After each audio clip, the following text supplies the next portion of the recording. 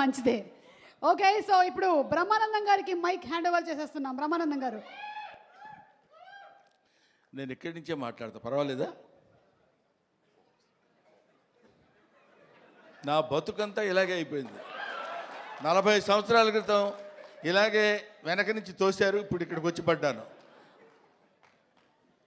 ఇప్పుడు ఏంటి ఒక్కొక్కళ్ళు ఎంతసేపు మాట్లాడుతున్నారో అనుకున్నా. నేను ఎంతసేపు మాట్లాడతానో నాకు తెలియదు. ఎందుకంటే నా వెనకున్నది, నా ముందున్నది, నా పక్కనున్నది, నా చుట్టూ ఉన్నది మా చిరంజీవి గారు. కాబట్టి ముందు గుర్తుపెట్టుకొని చెప్పాల్సిన, కొన్ని మర్చిపోయినా పర్వాలేదు కానీ గుర్తుపెట్టుకొని చెప్పాల్సిన విషయాలు కొన్ని ఉన్నాయి. ఈ సినిమాకి ప్రొడ్యూసర్ మిస్టర్ రాహుల్ యాదవ్. ఈయన వచ్చి నాకు స్టోరీ చెప్పినప్పుడు నేనేమన్నాను, వాళ్ళు ఏమన్నారని అందరూ చెప్పారు. అర్థం కాకుండా మా డైరెక్టర్ గారు కూడా చెప్పారు, ఏ మాటగా మాటే.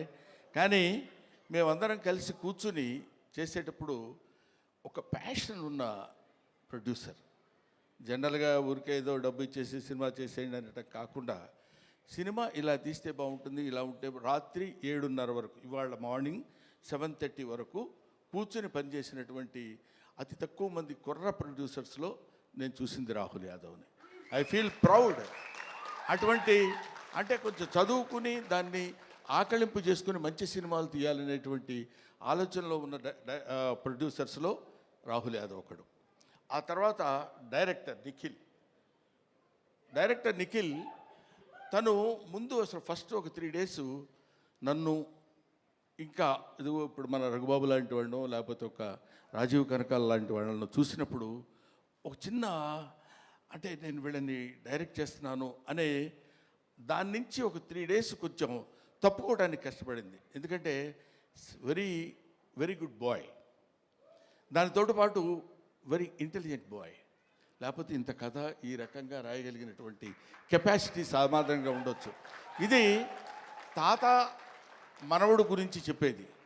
ఒక మాటలో చెప్పాలంటే, with the permission of the producer, ఒక మాటలో చెప్పాలంటే ఒక బేవర్స్ తాత, ఒక ఎడమెంట్ గ్రాండ్ సన్. వీళ్ళిద్దరూ వాళ్ళ జీవితాల్ని ఒక చోట నిలబెట్టుకుని, ఒక చోట కలుసుకుని, ఇద్దరు very good grand father and very good grand son అనే స్థితికి అందంగా తీసుకొచ్చినటువంటి స్టోరీ ఇది. తర్వాత ఇది వ్యాలంటైన్స్ డే రోజున రిలీజ్ చేస్తున్నాం అన్నారు. వ్యాలంటైన్స్ డే అంటే ప్రేమికుల దినోత్సవం. ప్రేమికులు అనగానే మనం వెంటనే టీనేజ్లో అమ్మాయిలు అబ్బాయిలు ప్రేమించుకోవటాలు అనేది అది కామన్ పాయింటే. ఒక తాత మనవడు ప్రేమించుకోవటంలో కూడా ప్రేమ ఉంది. ఒక తండ్రి కొడుకు ప్రేమించుకోవటంలో కూడా ప్రేమ ఉంది.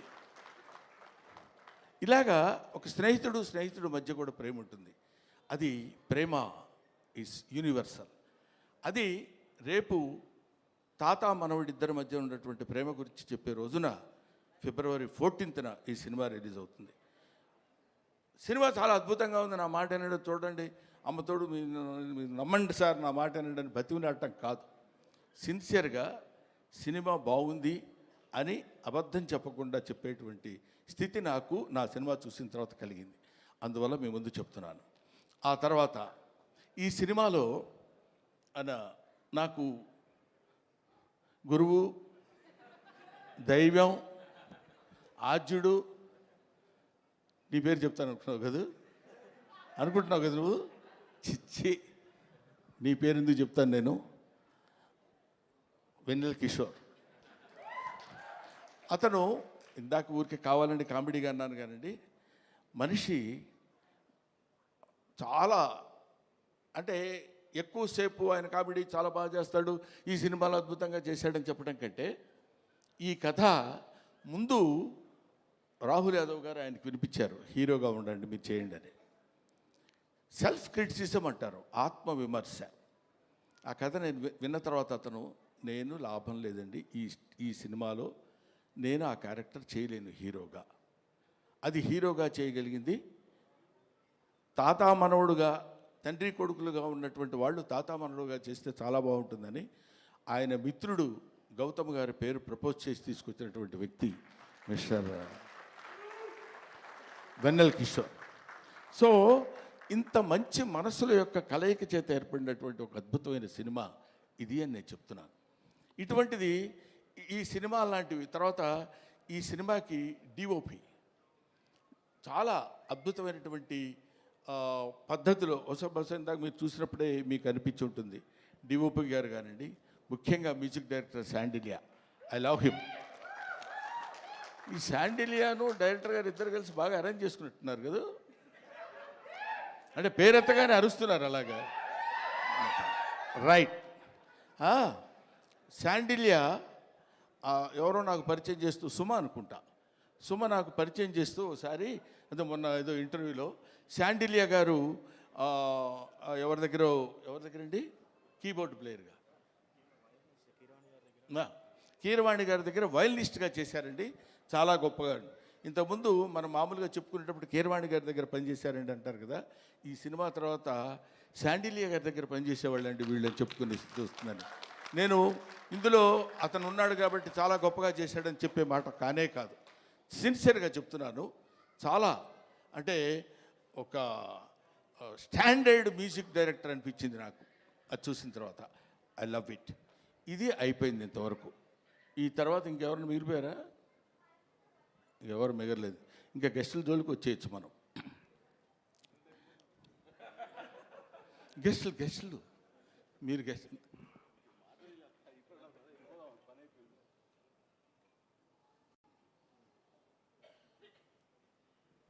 అది ఇప్పుడు అనిల్ రావిపూడి మా అబ్బాయి చెప్పాడు ఇందాక, ఈవీవి సత్యనారాయణ గారు ప్లస్ జంజాల గారు ప్లస్ ఎస్వి కృష్ణారెడ్డి గారు ప్లస్ రేలంగి నరసింహారావు గారు వీళ్ళందరినీ ఒక మిక్సీలో వేసి గిర్రుని తిప్పితే అనిల్ రావిపూడి. వీళ్ళలో ఎక్కడ ఏది ఎంతవరకు వాడాలో అంత అద్భుతమైనటువంటి కామెడీని ఈ రోజుల్లో పండించి తనకంటూ ఒక ప్రత్యేకమైన స్థానాన్ని తెచ్చి this is the power of comedy అని ప్రూవ్ చేసినటువంటి director today, that is Anil Ravipudi. This is the power of comedy అని ఊరికే నేనేదో సౌండ్ పెంచి మాట్లాడుతున్నానని కాదు, 300 crores కలెక్ట్ చేసినటువంటి సినిమా తీసినటువంటి వ్యక్తి. సో అటువంటి అనిల్ రావిపూడి ఆయన డౌన్ టు ఎర్త్, పిలవగానే అలాగే గురుగారు డెఫినెట్గా వస్తాను అని చెప్పొచ్చారు. ఆ తర్వాత మనందరం తెలుసుకోవాల్సినటువంటి వ్యక్తి, మనకి ఆదర్శప్రాయమైనటువంటి మనిషి అని అనొచ్చు, అనటానికి పెద్ద ఏమీ ఇబ్బంది పడాల్సిన అవసరం లేదు. నాగ అశ్విని గారు, ఆయన కల్కి సినిమా డైరెక్టర్. మామూలుగా ఒక సినిమా డైరెక్షన్ చేస్తేనే అసలు డోర్ దగ్గరనే కారు ఒకటి తీస్తాడు, అది తీసి ఫ్యామిలీ అనుకుంటూ వచ్చే రోజుల్లో ఒక సినిమాలో కామెడీ క్యారెక్టర్ ఏదో చేస్తే అద్భుతంగా పండిపోతే నా అంత టోళ్ళు లేడనుకునే రోజుల్లో ఆయనకు ఒక కారు ఉంటుంది. అది ఎవరి కోసమో వాళ్ళందరినీ మెప్పించడం కోసం పెట్టే కారు కాదు, తన పద్ధతి, తన విధానం, తను very very very what is human being అనేది ఎలా ఉండాలో మనం నేర్చుకునేటువంటి అతి తక్కువ మంది ఈ రోజుల్లో భూమి మీద సంచరిస్తున్నటువంటి రోజుల్లో నాగాశ్విన్ ఒకడు. I love him, I respect him, I admire him, everybody should admire him. ఇవాళ మనం మాట్లాడుకుంటూ చెప్పే విషయం అయిపోయారు. రఘుబాబు అనుకుంటున్నాడు నా గురించి చెప్పడేంటి, వాడు మన సుధాకర్, కమెడియన్ సుధాకర్ కొడుకున్నాడు అక్కడ బెన్నేని. వీళ్ళందరూ కొంతమంది ఉన్నారు, ఆడపిల్లల విషయం కన్ఫ్యూజ్ అవుతాను పేర్లు. మీరు మాట్లాడితే తాత తాత అంటున్నారు. నాకు చాలా సంతోషంగా ఉందండి. ఎంత సంతోషంగా ఉంది తాత అంటే. అసలు మరీ ఈ అమ్మాయి అయితే రావడం తాత అనుకుంటూ వస్తుంది సెట్లోకి. అంత మరీ వినపడేట్టు అరవక్కర్లేదులేమ్మా, తాత అనే క్యారెక్టర్ తెలుసు కదా, దానికి ఎందుకు దాని గురించి అని. సరే, ఆడపిల్లలు వాళ్ళ మేరకు అందరి చేత అద్భుతంగా నటింపజేయించినటువంటి దర్శకుడికి, వాళ్ళకి అవకాశాన్ని కల్పించినటువంటి ప్రొడ్యూసర్ గారికి, అందరికీ నా హృదయపూర్వకమైన నమస్కారాలు తెలియజేసుకుంటూ, ఎవరినైనా మర్చిపోయి ఉంటే క్షమించండి, లేకపోతే లేదు, అది మీ ఇష్టం, నేను దానికి ఏం చెప్పలేను. పోతే one and only that is megastar Chiranjeevi. Megastar Chiranjeevi గారి గురించి కోర్స్ ఆయన గురించి మాట్లాడటానికి నా ఒక్కడికే క్వాలిఫైడ్ మ్యాన్ అనుకుంటున్నాను. నేను 40 సంవత్సరాల సుదీర్ఘమైన ప్రయాణం ఆయనతో, నా 4 decades. ఆయన ఖైదీ సినిమా చూడటం కోసం భీమవరంలో, అప్పుడు అత్తిరి కాలేజీలో లెక్చరర్గా చేసేవాడిని. భీమవరం వచ్చినప్పుడు పని మీద హడావుడిగా వెళ్ళిపోయి ఆ సినిమా చూసి వచ్చి ఎవడో కుర్రాడు భలే చేస్తున్నాడు రా, అసలు ఏదండి అదే చెప్తున్నాను. భీమవరం నేను అత్తిలి అంటే it's neither village Nar A town కావాలనుకుంటే, కొంచెం సిటీ లాంటి ప్లేస్ కావాలనుకుంటే భీమవరం వెళ్ళేవాళ్ళం. అప్పుడు నా మిస్సెస్ ప్రెగ్నెంట్గా ఉంది. ఏంట్రా ఎక్కడ ఉన్నా, నేను గబుక్కుని ఎవరినో చూపించినట్టు ఉన్నప్పుడు తను తీసుకుని భీమవరం వెళ్ళి భీమవరంలో చెకప్ చేయించుకొని అది పాజిటివ్ వచ్చింది అనగానే గబ పరిగెట్టుకుంటూ ఆవిడని లాక్కుని ఆల్మోస్ట్, ఎందుకంటే ఆ సినిమాలో ఫస్ట్ ఫైట్ బిగినింగ్లోనే ఫైట్ ఉంటుంది, ఇది ఖైదీ ఫైట్. అంతవరకు అట్లాంటి ఫైట్ చూసిన వాళ్ళు లేరు. ఇవాళ చిరంజీవి గొప్పోడయ్యాడు, చిరంజీవి చాలా గొప్పోడయ్యాడంటే he's the trend setter. Trend setter అంటే మనం to be frank with you, fights అంటే ఒక రకంగా చూసినటువంటి వాళ్ళం, ఇదేంటి ఇలా కూడా ఫైట్స్ చేయొచ్చా, ఇలా కూడా చేస్తారా అనేటువంటి ఒక దిగ్భ్రాంతిని కలిగించినటువంటి ఆనాడు ఒక ఫైటర్, ఫైట్ మాస్టర్స్కి ఈయనకి ఏం చెప్పాలి అనేటువంటి ఆలోచనలో పెట్టినటువంటి వ్యక్తి చిరంజీవి గారు. ఆ రోజు ఖైదీ నుంచి ఈ రోజు వరకు ఆయనతో ఎన్నో ఎన్నో ఎన్నో ఎన్నో సినిమాలు చేశాను. అది పక్కన పెడితే ఆ తర్వాత కొంతమంది, ఇప్పుడు నేను కొన్ని ఫంక్షన్స్కి ఆయనతో పాటు అప్పట్లో ఘరానా మొగుడులో అది గుంటూరులో జరిగింది, 100 days ఫంక్షన్ గుంటూరులో జరిగితే మొత్తం అంటే కనుచూపు మేరకు, ఇప్పుడు ఇట్లా కూర్చున్నప్పుడు ఇది ప్యాంటు ఇది షర్టు ఇట్లాగా కనపడేది కదా, అలా కనపడలే. ఇక్కడి నుంచి చూస్తే అన్ని తలకాయలు అలా అలా అలా కదులుతున్నట్టున్నాయి, 1 ఎకరం 2 ఎకరాలు. అది Chiranjeevi charisma on the stage. అది నేను చూశాను కాబట్టి నేను ఒక్కడే ఆ విషయం చెప్పగలను. అది ఆయన కారులో లక్కీగా ఏంటంటే, అప్పుడు బ్రహ్మానందం చిరంజీవి గారికి చిన్న అల్సేషన్ డాగ్లా ఉండేవాడు. అంటే ఆయన రక్షిస్తాడని కాదు, ఆయన కారు ఎక్కితే గబుకన్ డాగ్ కూడా ఎక్కి కూర్చుంటుంది. అది Brahmanandam place on those days. అక్కడి నుంచి ఆయన ఎక్కిన బస్సులో బెజవాడలో స్టే చేసి గుంటూరు వరకు వస్తున్నప్పుడు, బెజవాడ నుంచి గుంటూరు వరకు జనం బస్సు పక్కన ట్రైన్స్లో దాన్ని ఏమంటారు మోటార్ సైకిళ్ళ మీద వాటి మీద వీటి మీద వెనక ఏమైనా అయిపోతామేమో అన్న భయం కూడా కలిగే రోజుల్లో అది ఆయన చరిష్మా. కాలు కదిపితే 2 రాష్ట్రాలు, ఇవాళ 2 రాష్ట్రాలు, ఒకప్పుడు ఆంధ్రప్రదేశ్ గిల్ల గిల్ల గిల్ల గిల్ల కొట్టుకునేది. చిరంజీవి డాన్స్ అంటే ఇది కదా చిరంజీవి డాన్స్ అని అనుకునేవాళ్ళు. డాన్స్ సాంగ్ చెయ్యటం అంటే that credit goes to Chiranjeevi only, one and only.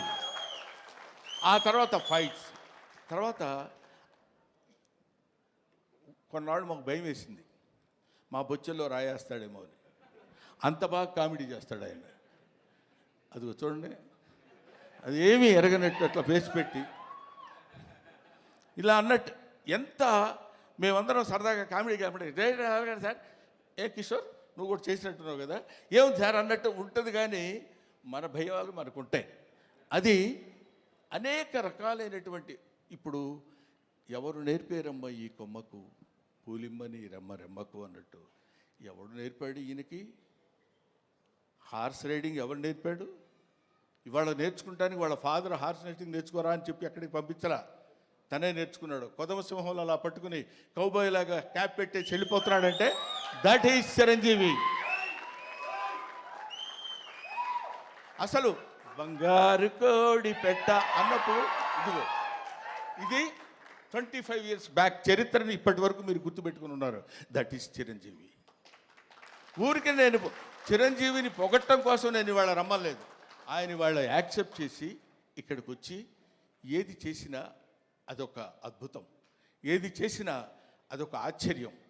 కొన్ని ఆశ్చర్యాలు మనం చేయలేం, అవి కుదురుతాయి అంతే. Wonders cannot be made, they happen. అటువంటి ఆశ్చర్యకరమైనటువంటి జీవితాల్లో జన్మల్లో ఒక జన్మ చిరంజీవి గారిది. ఇంకా చాలా చాలా చెప్తూ, అందుకనే ఆయన్ని ఊరికనే చాలా గొప్పవాడండి చాలా గొప్పవాడండి కాకుండా కారణజన్ముడు అనటానికి రీజన్ అది. ఇటువంటి కారణాల వల్ల పుట్టినటువంటి వ్యక్తి. ఇందాక నుంచి ఇప్పుడు అమ్మాయి మాట్లాడుతున్నప్పుడు చిరంజీవి గారు మిమ్మల్ని చూస్తూ అని కళ్ళ నీళ్ళు పెట్టేసుకుని ఆ యాంగ్జైటీ, ఎక్సైట్మెంట్ నేను చూశాను చాలా చోట్ల. ఆయన పక్కనే ఉంటుండేవాడు కదా, వెళ్ళినప్పుడు ఏమన్నా వచ్చేసి గడగడ పడుకుని ఇలాంటివి ఎన్ని ఎన్ని ఎన్ని ఎన్ని చూశాడు. ఆయన చూడని చరిత్ర, ఆయన చెప్పని చరిత్ర, ఆయనకి తెలియని చరిత్ర. That is Chiranjeevi. ఈరోజు చిరంజీవి గారు ఇంకొక విషయం చెప్పేసి బోరు కొడుతున్నారా అనిపించుకోవడం కోసం చెప్పా. ఇంకో విషయం ఏంటంటే, నేను కింగ్ ఇండియన్ సినిమా కాదు, కింగ్ ఆఫ్ వరల్డ్ ఫిలిం. ఇవాళ కాదు, నేనేదో ఊరికనే మీరు ఇండియా అన్నారు కాబట్టి నేను వరల్డ్ అందామని కాదు. ఇలాంటి మూమెంట్స్ కొన్ని లక్షల మూమెంట్స్ చేశాడు. ఊరికే చిరంజీవి గారి గురించి ఇంకా ఎంతో గంటలు గంటలు గంటలు గంటలు చెప్పినా సరిపోదు. ఒక్క విషయం చెప్తున్నా, మొన్న ఈ మధ్య వచ్చినటువంటి Guinness book of world record గురించి. ఒక సాంగ్లో కొన్ని మూమెంట్స్ ఉండాలి. అలాంటి మూమెంట్స్ ఇప్పుడు మీరు ఒకసారి చిన్నపిల్లలే ఉంటే గుర్తుంటుందో లేదో తెలియదు కానండి, రగులుతుంది మొగలి పొద, ఆ పాటలో బా ఏంటిది బాడీయా లేకపోతే ఏదన్నా ఒక రబ్బర్ ఇదే అనేటువంటి స్థితిలో ఆ సాంగులో ఉన్న మూమెంట్స్ మాత్రమే మనం చూసి కౌంట్ చేసుకోగలిగాం. ఒక్కొక్క మూమెంట్ ఓకే చేయడానికి ఆ కొరియోగ్రాఫర్ ఎన్ని టేక్స్ చేసి ఉంటాడో ఆలోచించండి. హీరోయిన్ తప్పు చేసినా చేయాలి, ఆయన తప్పు చేసినా చేయాలి, పొరపాటు జరిగితే చేయాలి. అలాంటిది ఒక్కొక్క పాటలో కొన్ని 500 సార్లు 1000 సార్లు రిహార్సల్ చేసి ఉంటాడు ఆయన. అలాంటి పాటలు ఎన్ని సినిమాల్లో చేసి పాట, డాన్స్, కొరియోగ్రఫీ అంటే చిరంజీవి. కొత్త వాళ్ళు ఎవడన్నా వచ్చాడంటే ప్రభుదేవాకి ఆ రోజుల్లో చెప్పి దా నువ్వు చెప్పు చెయ్యి ఏం చేస్తావని జగదేక వీరుడు అతిలోక సుందరిలో చేస్తుంటే అది ఈయనకి ఏం చెప్పాలి ఎలా చెప్పాలి అనే లారెన్స్ మహర్షి దగ్గర నుంచి తిప్పలు పడ్డాయి నాకు తెలుసు. అటువంటి చిరంజీవి గారి గురించి ఇంకా చాలా చాలా చెప్పచ్చు. ఇప్పుడు ఎంత ఎదిగినా అంత ఒదిగి ఉండేటువంటి మనస్తత్వం కలిగిన వాడు చిరంజీవి అంటానికి నా బిడ్డ విషయంలో జరిగిన చిన్న సంఘటన చెప్తాను. ఇంతటితోటి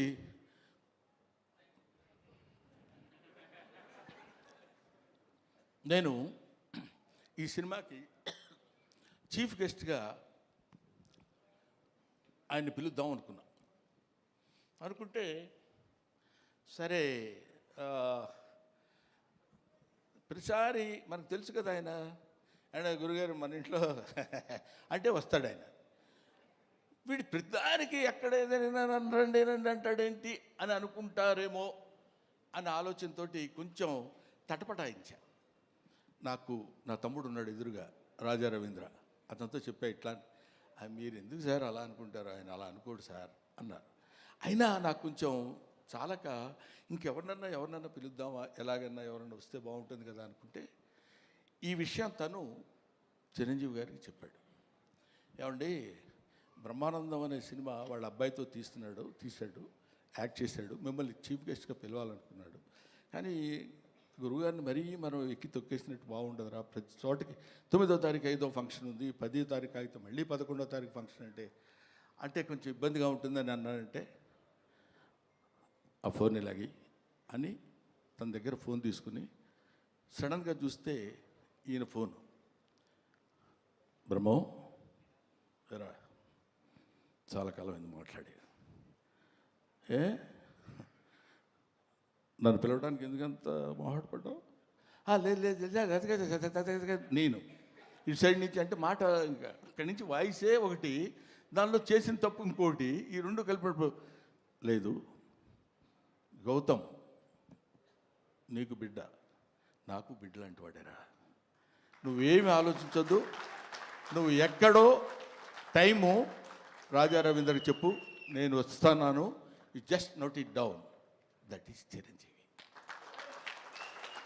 ఆ చిరంజీవి అంతెత్తు ఒక విశ్వనట వ్యాప్తంగా వచ్చినటువంటి, విశ్వమంతా విహరించినటువంటి ఒక అద్భుతమైన వృక్షం కింద మనకి కల్పవృక్షం కింద కనపడ్డా. కల్పవృక్షం అనే పదం ఎందుకు వాడాను, పిచ్చి పిచ్చిగా ఆయన పొగట్టం కోసం మాట్లాడే మాట కాదు. ఎంతమంది వెళ్ళి చేయి జాబడిగితే ఉత్త చేతులతో పంపించిన వాడు కాదు చిరంజీవి, అది తెలుసు. అవన్నీ పక్కన పెడితే ఎవడు బాధ అంటే, ఆయన పాపం బోళా శంకరుడు అని నేనంటే ఒకసారి తిట్టాడు, నన్ను మామూలుగా తిట్టలేదు, అన్నవే నేను బోళా అంటే అన్నారు. ₹1,00,000 వెళ్ళి అయ్యా కొంచెం దానం చేయండి అన్నారు అనుకో, అరే వీడు నన్ను మోసం చేయడానికి 1,00,000 అడుగుతున్నాడు రా, వీడికి 50 ఇచ్చి పంపిస్తాను. కానీ వాడికి తెలుసు వాడికి కావాల్సింది 50. అంటే ఇచ్చేటువంటి గుణం అలా ఉందంటానికి, ఇంత మనం చూస్తున్నటువంటి చిరంజీవి ఇంత గొప్పవాడు, ఇంత గొప్పవాడు, ఇంత గొప్పవాడని మనం అనుకుంటానికి, అంత విస్తరించినటువంటి ఆ చెట్టు ఎన్ని దశాబ్దాలుగా భూమితో పోరాడి పోరాడి పోరాడి తను భూమి నిండా విస్తరించుకుని పోయి, అది మనకి కనపడదు. ఆయన పడినటువంటి శ్రమ మనకి కనపడదు. ఆయన భూమిలో విస్తరించడానికి తన వేళని ఎలా అయితే లోపలికి పంపించుకున్నాడో మనకు తెలియదు. పైకి కనిపించినటువంటి ఒక అద్భుతమైన వృక్షం మాత్రమే కనిపిస్తుంది. అటువంటి మన 2 రాష్ట్రాలకి, మన భారతదేశానికి, లేకపోతే మన ఇంకొక ఇట్లాగా హద్దులు ఉన్నటువంటి వ్యక్తి కాదు చిరంజీవి. హద్దులు లేనటువంటి అమితమైనటువంటి మహనీయుడు చిరంజీవి. ఆయన వచ్చి ఆ రోజు నన్ను ఎట్లా అయితే చెయ్యి పట్టుకుని, మొట్టమొదటిసారి నేను విమానం ఎక్కింది ఆయన తీసుకెళ్ళినప్పుడే, నాకు తెలియదు అంతవరకు. చెయ్యి పట్టుకొని ఫ్లైట్ ఎక్కించి తీసుకొచ్చారు. ఇవాళ నా బిడ్డని చెయ్యి పట్టుకుని ఇప్పుడు ఈ విమానం ఎక్కిస్తున్నారు. Thank you very much, thanks a lot. Thank you Brahmanandam గారు. అండ్ పళ్ళ సెట్ ఊడిపోద్ది. Thank you. బీబీజీ